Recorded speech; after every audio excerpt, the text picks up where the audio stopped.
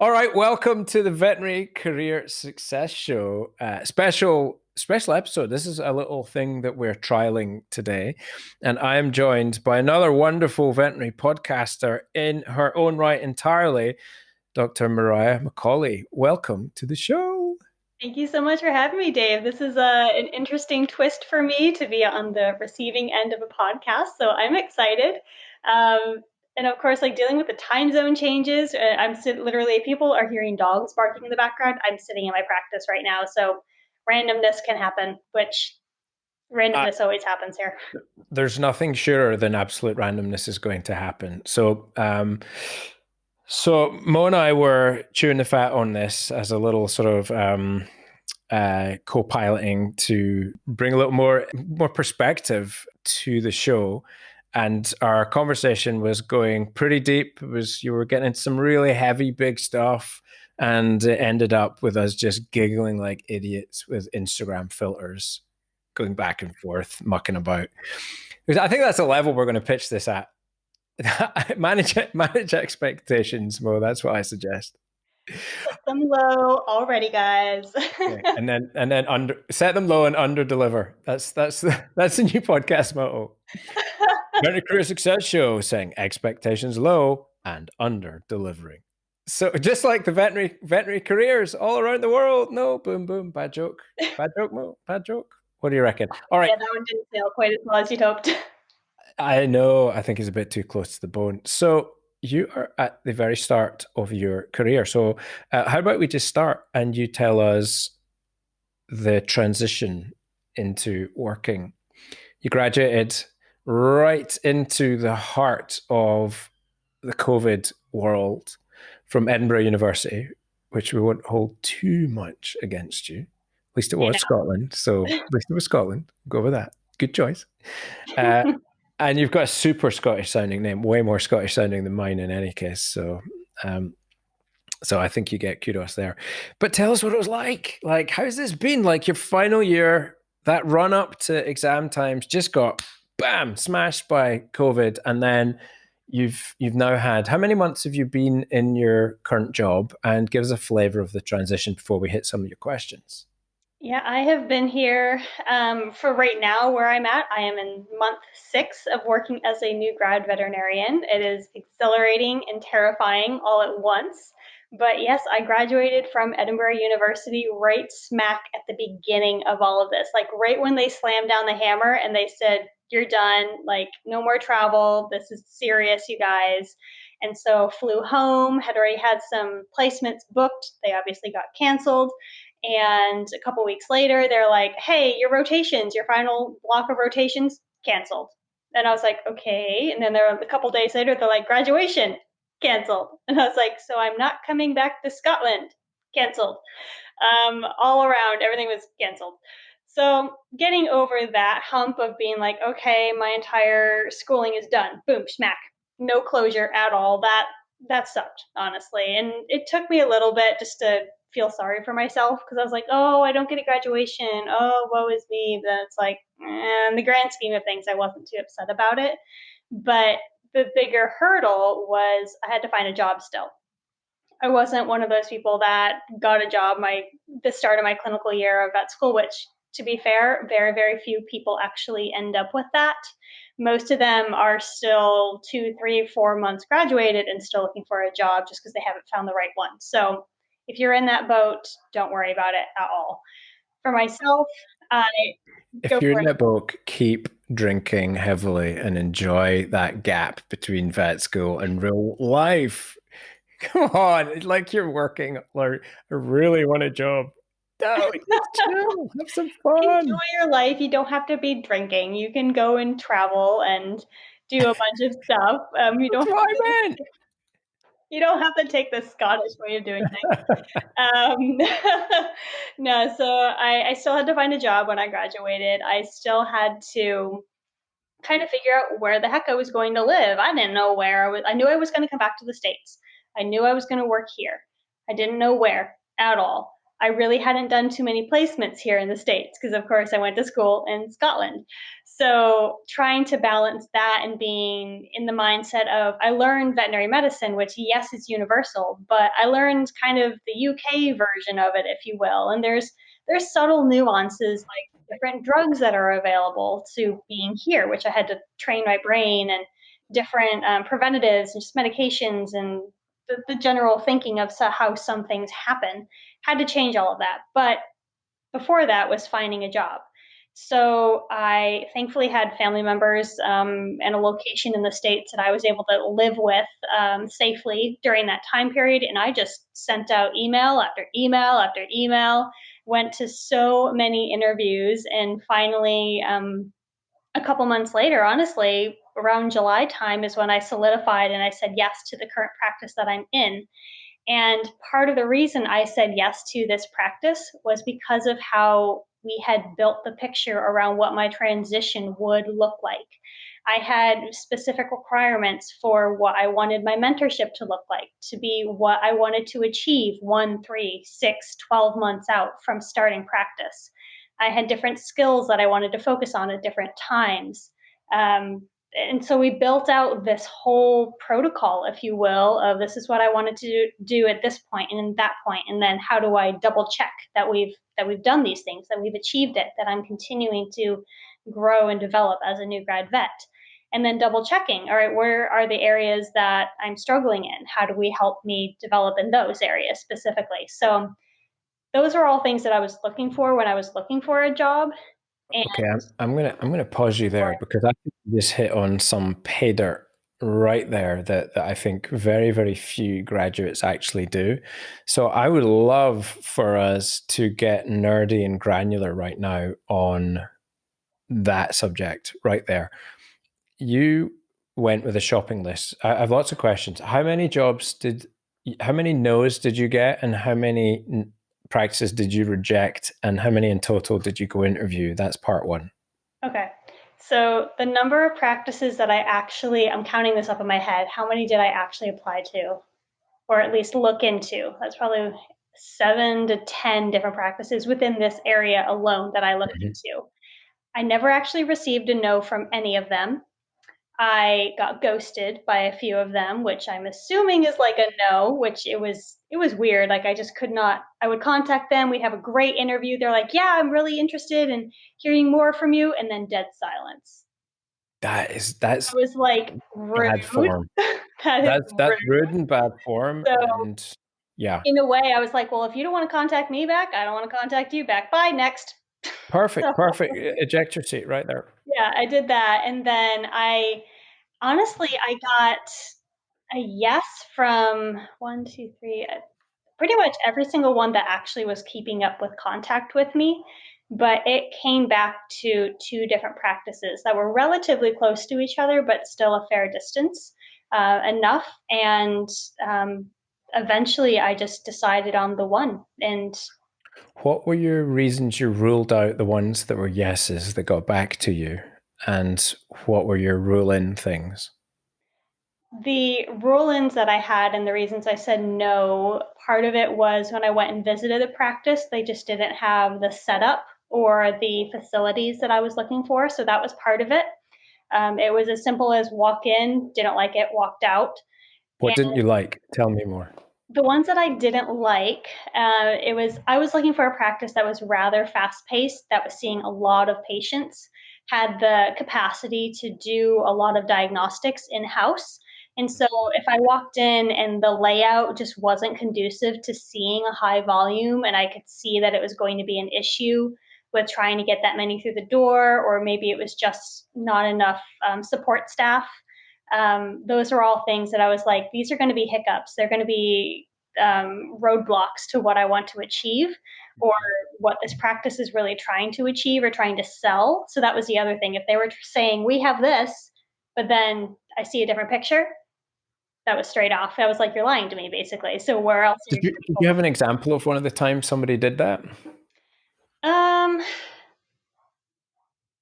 I think there was one practice that I had been looking at, and they're like, we're building out this new development where we bought the building next to us, we're blowing out this wall. And they walked me through and showed me where everything was. And I was like, I don't see how that's going to happen. Granted, I didn't have the big master plan, so it could have very well laid out that way. But the current practice, I was like, how are you going to flow into this new? You haven't described that, you haven't built that out. And they also just didn't have the structure, or the floor plan just didn't work with what they had currently. And I saw a couple cases come through the door with them that day, and they managed expectations very well. They practiced high quality medicine, but there was a lot of stuff that they either had to send out, or they weren't able to do in house, weren't able to offer in house. And I just wasn't, I didn't want to be at that kind of practice, which for someone else, that could be exactly what they're looking for. But Hmm. for me, it wasn't. So I said no to them. Okay. And so then the checklist of yeses was what for you? You've thought about this. You clearly had a shopping list. Oh, I did. I want you to talk us through the shopping list, and then can you move into the plan and how you agreed that plan, and then I'm keen to hear how it's going, because I loved something you said earlier about you're going to areas you want to focus on and grow, but then how are you going to double check and make sure you've actually achieved the standard that you were aiming for. So I'd love to just you to dig into that, but let's start with your checklist. So my shopping list that I had going into each practice, it was in different categories. So the biggest thing that was the most important were the people that I was going to be around. I mean, I could deal with little bits and bobs here and there and like whatever fanciness they had, but unless I was working with a team that was supportive and able to communicate well with each other, the rest of it didn't matter. So that was the first big block to check off. Okay. So There's so many other questions. So, interrupting, how did you work out that they could communicate well? What did you see? How did you make that assessment? I made that assessment by watching and just seeing how they interacted with each other during the course of the day. So this practice particular, I actually came back for an entire week to do like a working interview. And so over the course of that time, and ideally, if you are able to go on placement at a place you want to work, do 2 weeks, because by the end of 2 weeks, no one can hold on to that candy coating. If they're going to be rude to you by that point, like it's going to happen, or to each other, like they can't hide it after that time. So, and of course, when I was interviewing was so hard with a lot of these practices because it's during COVID. So how do I do it safely? And of course, everyone's stress level is already up. So if you're wanting to see a practice when they're at highest breaking point, essentially, this was the time to see it. And I saw cases with them. I got involved. I got offered to do stuff while I was on the working interview. So they'd be like, oh, like this place actually here, there was a case where a dog came in. It was literally, they just needed a blood draw. And the veterinarian, who's now my current mentor, was like, do you want to draw the blood on this dog? And he handed me the syringe. And I was like, yeah, sure, I can do this. I've been a couple months, so I might be a little shaky. I'd love for you to stand right there and guide me through this. And as I was doing this, there were a couple times where I was like, I'm just not hitting the jugular right. Like, can you come and guide me? And the entire time I was watching, all right, how is he going to mentor me through this really simple thing of a blood draw? Sure, if I had spent a couple extra, like 30 seconds digging around in there or feeling where the vein was, I probably could have hit it no problem. But I wanted to see how he would teach me in this moment. Nice. So I was like looking for him to guide me, and I loved how he did it because he's patiently waiting in the background, not too close, not too far, waiting for me to ask for help, rather than hovering over me, being like, "Oh, it's right there. Do you see it? Oh, just like keep." Like, I hate it when people do that, to a degree. So to have someone who is patient while waiting, even though he could see I was struggling with something, and then offering just the right level of mentorship for what I needed, I could already tell that it was going to be a relationship that worked out really well. But to go back to your question of how did I see that people were communicating well with each other, I would watch them throughout the day. And most importantly, I watched how the nurses and the assistants were working well to each other. I wanted Mhm. to see where their stress points were because they are the people that really hold the place together. The doctors can be fantastic and wonderful, which they all were, but if the nurses are behind the scenes, saying things or Mhm. showing that they're disgruntled with what's going on, then chances are there's something else happening and you need to dig deeper before you say yes to that place. Yeah. So those were all the things that I was looking for when I went into this practice in particular. So very heavy culture. You were focused a lot on culture with equipment, a bit of layout, but you had a plan. So this plan for your first 12 months, tell me how that came about and what's on your plan. So the plan for the first 12 months, that was something that I was actually listening to a podcast by the 7S Society. So the people that now do VMS mentors, part of them, they actually have like a whole podcasting group that's for helping students become practice owners, and so this is what the podcast is for. But in that podcast, they had a whole episode about a mentorship clause within your contract. And I was like, ooh, what is this mentorship clause? Like, tell me more. So, listening to the podcast, the list that they went through of being like, you should have in your contract, like what mentorship is going to look like, what your goals are, partly so that you can hold them to a standard, but then they can hold you to a standard as well. So that was the driving force for me to come up with this plan, honestly. And so in my contract, I wanted to make sure it was all in there. And so we sat down and we said, well, what is this mentorship clause going to look like? And AHA, American Association of Hospitals, they have a mentorship clause lineup essentially that you can look at and come up with a lot of ideas. And that's where we pulled a lot of this from. And essentially, what it is it breaks down your first year of practice into around 3-month blocks. And in those blocks, you're deciding, all right, what do you want your new grad to achieve in this amount of time? Not to say if you haven't achieved it, like failure on both of you. It's just to say we need to set some kind of mark so that they don't get lost in the melee of every day, which Mhm. is a huge thing, especially I'm at a 6 doctor practice. So it could be so easy for me to sit in the background and get lost. Yep. So, Yep. yeah. 100%. And I mean, that is one of the key things, I think, which certainly you see people who are serious about learning get focused in on something till they get good at it. Good enough that they've got not expert, but like if you want to get good at neutering, do neutering intensively for months and you'll be really good at neutering after doing that. The dentistry, the same. Mhm. You'll certainly, a little bit more complex in things you've got to learn, but pretty you would be good enough to get by a lot of it. Same sort of so I love that as a concept. Now, so the check-ins then, Mhm. this last little bit of the puzzle, and then that's the plan. Then I want to hear how it's actually been going in real life. 'Cause that's the Yeah. big question here is managing the transition. Yes. So the plan for check-in was that I was going to have weekly or bi-weekly meetings with my mentor, which there was one veterinarian who was assigned to be like my go-to. Granted, every single veterinarian in this practice, like I can go to them for anything. I can ask any question of them. And so it's not like I have one mentor and that's the only person I'm allowed to go to. I can go to anybody. But there was one vet in particular who was assigned to be like my sit-down mentor. And so the plan was to have weekly or bi-weekly meetings. We quickly realized that was not going to fly for our schedules and the way things worked out, which was okay because I was actually paired up with him for so many of the schedules, so that Mhm. he was the other veterinarian that was scheduled anyway. So You were I was having that back and forth like constantly micro throughout the day. conversations Exactly. all the time. Yeah. Exactly. Yeah. These micro conversations were happening, so we didn't need one 30-minute sit down session. Yeah. Granted, we still try and do that every now and then. Just this past week, he grabbed me and he's like, hey, can we go chat about how things are going? And I was like, yeah, why not?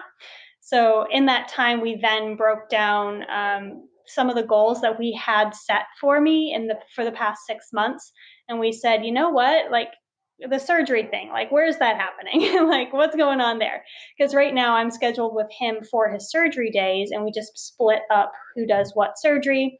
And more recently, I've been left to do surgeries on my own, and he's like nearby, and I can have someone yell down the hall to come and help me if I need it. Um, so that was something that we recently refurbished and just said, "Hey, where are we on this? Where do we need to improve?" And we highlighted I highlighted the points that I thought we needed to improve on. He highlighted the points that he thought he needed to improve on, and we just kind of built it around there. So we've refurbished the whole surgery aspect of our initial thing, which takes us to your question about how has this all played out in the end. Honestly, a lot of it has played out just as we had expected. There was actually an additional like check sheet, like legit check sheet that we could have done. And after the first week, we both looked at it and went, nope, not happening. Threw it out. So So like a skills it was dev like thing. a skills thing, and it was also like, does the new veterinarian know where X, Y, and Z is in the hospital, kind of thing. And outside of the OSHA requirements, that we just kind of tossed it because it didn't really have much purpose. It wasn't serving to help me grow and develop, or it was just kind of getting in the way, honestly. But otherwise, the actual transition has happened just as we set it out. Um, there aren't too many places that I feel like I've been lost at all. I've actually been ahead of schedule for a lot of things because initially it was like, okay, you're going to have hour-long consults for everything, and they're going to be vaccine and wellness only. Oh, it's pretty dreamy. Right? It actually kind of happened, sort of, maybe for like a week. Yeah. And then Right. by that point, I had already taken on, and actually before that, even, I was just shadowing. I shadowed for 3 weeks straight, did nothing Oh, else but amazing. shadow. And I took on the crazy admits that came into the hospital because it meant that I had a whole day to work it up, a whole day to figure out the computer system, a whole day to call the clients and figure everything out, to come up with a plan. And then from there, I got scheduled into my next 3 weeks was going to be actually seeing consults. They were going to be wellness and vaccine consults. And for the most part, they were, other than the odd one that one of the receptionists would come back and ask me specifically, can we put this in your schedule? And if they did, cool. I got extra time to see it, extra time to work it up and everything. Yep. And then from there, I was supposed to be slowly transitioned back to the normal 30-minute block that we had for these appointments, and slowly adding in sick visits. And then honestly, it was they would come back and ask me, hey, can we do this? Hey, can we push it forward a bit? And I was like, yeah, sure, whatever. It worked out. And I didn't lose my confidence in myself because I always had someone else there. That was another requirement. I wouldn't be left alone at the practice for any length of time. So, or I would always have someone to call if I needed to. So these are all things that we set up so that I could succeed, even if I had some wiggle room to figure it out. Because maybe the person I needed to talk to, they were in a consult, they were in a call, or in surgery. Like, yes, I had someone there, but they didn't have to be over my shoulder every single second. So I was So given the opportunity to grow in my confidence. I love it. I love it. So describe if you had to sum up your experience in 3 words,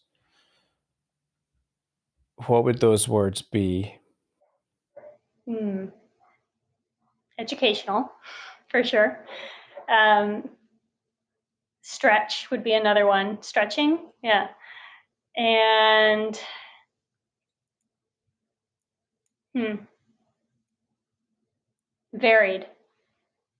All right. Well, Mo, there's so many amazing lessons in there. You got to give your practice a name check here because they've just done a first class job of bringing in somebody into the profession, and that it's an amazing job that they've done looking after you. How do you feel like you're 6 months in, a time when everybody's burning out? My guess is that people in your practice are not burning out, and you're not burning out. Yeah, I would totally agree with that. No one has seemed to be burning out at this point, partly because of the schedule that we have, but also because, again, it goes back to that culture that we have within our practice where everyone is willing to pitch in, stay a little bit later to help with the case. If you're off for the day and like a case that you've been managing comes in, like any of the other doctors are happy to take it. And our notes are well enough that there's not really any lag in the communication that happens in that aspect. But yeah, the burnout, oh, that is a heavy question it's a conversation that I have with a lot of vets just to see where they're at here in this practice even. And there's not really like a good answer for what's going on with the rest of the practices in our area, especially during COVID times where like we don't know what tomorrow is going to bring. We don't know when we're going to go back to having face-to-face clients anymore. It's hard. That unknown aspect is really eating away at people. But again, here at this practice, at least from what I've seen, we're not having that kind of stress happen to us, if that answers the question. It does, and I'm not surprised, and I know there'll be more to it and going on, but it's a my three words would be thoughtful, intentional, and kind.